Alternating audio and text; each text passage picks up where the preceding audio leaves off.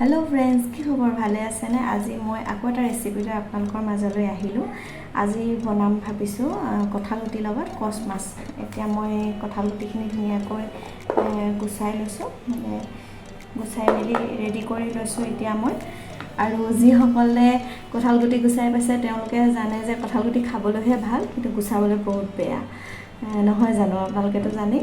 সেইবাবে মই কঁঠালগুটিখিনি বহুত আগতীয়াকৈ গুছাই ল'লোঁ এতিয়া মই ৰেচিপিটো ষ্টাৰ্ট কৰোঁ আহকচোন ভিডিঅ'টো চাই যাম এতিয়া মই কঁঠালগুটিখিনি সৰু সৰুকৈ কাটি লওঁ তেতিয়া যাতে মই কঁঠালগুটিখিনি ভালদৰে সিজে সেইকাৰণে সৰু সৰুকৈ কাটি লৈছোঁ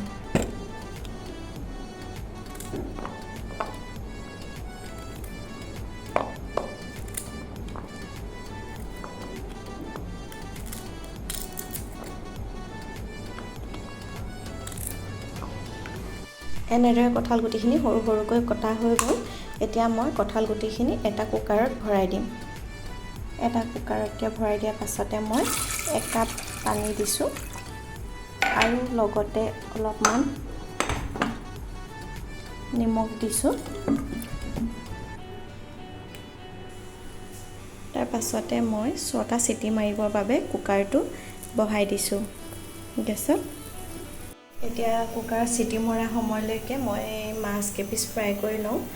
আমাৰ যেহেতু ঘৰত মানুহ 4টাহে সেইবাবে মাছ তাককে লৈছোঁ 4 পিচ ফ্ৰাই কৰি লওঁ বৰ বেছি নবনাওঁ কাৰণ বেটাহঁতো সৰু হৈ আছে সিহঁতেও বহুত বেছি খাব নোৱাৰে ঠিক আছে আহকচোন এতিয়া মই মাছ কেপিচ ফ্ৰাই কৰি লওঁ এয়া মোৰ কচ মাছ ফ্ৰাই হৈ গ'ল আৰু লগতে এটা পিয়াজ কাটি লৈছোঁ ডাঙৰ সাইজৰ আৰু আদা নহৰু পেষ্ট লৈছোঁ আৰু এখিলা তেজপাত মই দুটুকুৰা কৰি লৈছোঁ আৰু লগতে অলপমান পাঁচফোৰণ লৈছোঁ তাৰ লগতে মই কেইটামান সৰিয়হো মিক্স কৰি দিছোঁ আৰু এতিয়া মই এনেদৰে কঁঠালগুটিখিনি বইল হৈ গ'ল বইল হোৱাৰ পাছতে নমাই লৈ গিলাছ এটাই এনেকৈ মই অলপমান ভাঙি মিহি কৰি লৈছোঁ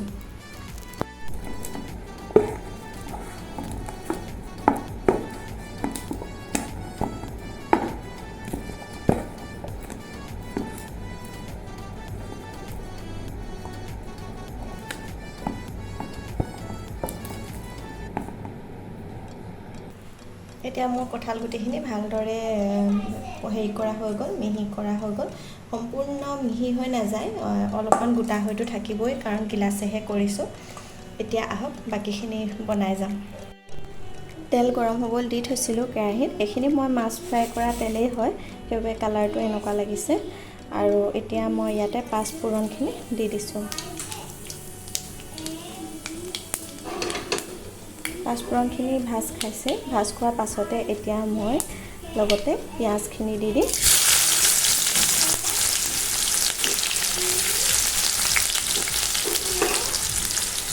পিঁয়াজ দিয়াৰ পাছতে মই ভালদৰে ভাজি লৈছোঁ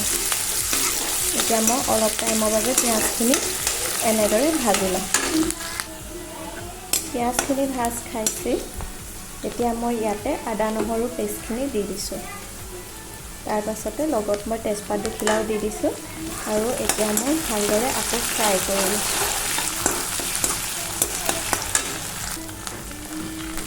আদা নহৰুখিনিও ভাজ খাইছে এতিয়া মই লগতে ইয়াত অলপমান হালধি দিছোঁ আৰু কালাৰৰ বাবে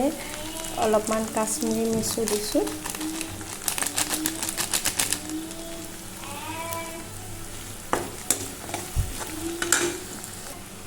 আৰু লগতে মই এইটো ঘৰতে বনোৱা মছলা জিৰা গুড়ি আৰু সৰিয়হ তেনেকৈ স্পেচিয়েলি মাছৰ বাবে বনাই থোৱা মছলা হয়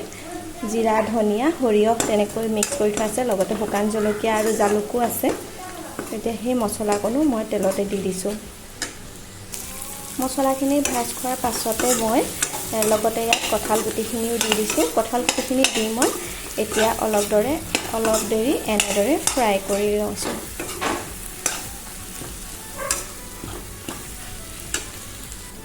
এতিয়া মই লগতে অলপমান নিমখ দিছোঁ নিমখটো বহুত বেছি দিয়া নাই কাৰণ কঁঠালগুটি বইল কৰোঁতে মই নিমখ দিছিলোঁ সেইবাবে অলপমানহে দিছোঁ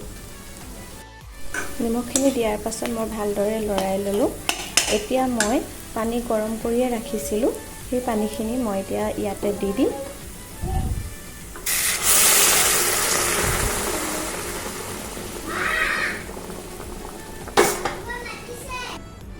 সেইখিনি দিয়াৰ পাছতে মই এতিয়া অলপ দেৰি কাৰণে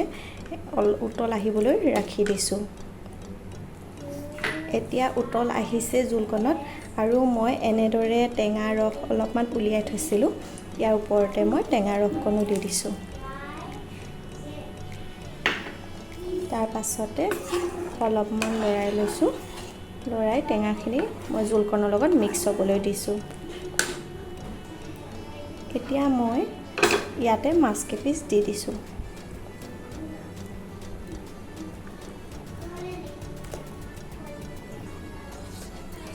আৰু অলপ টাইমৰ বাবে জোলখিনি অলপমান শুকাবলৈ এনেদৰে গেছৰ ওপৰত ৰাখি থৈছোঁ। আৰু এতিয়া মই লৈছোঁ এই মানধনিয়া ঘৰতে আছিলে বাৰীতে, বেছি নহয় অলপমান আছিলে, সেইবাবে ভাবিলোঁ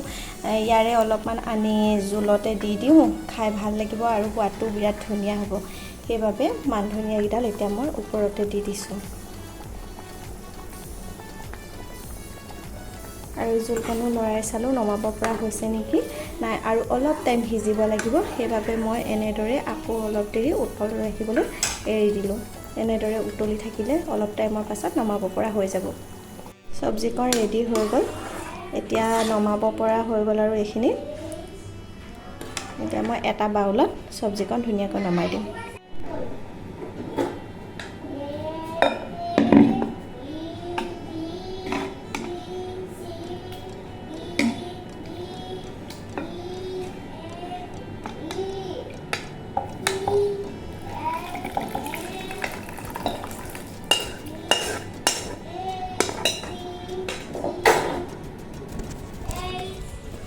মাছৰ আঞ্জা মোৰ ৰেডি হৈ গ'ল।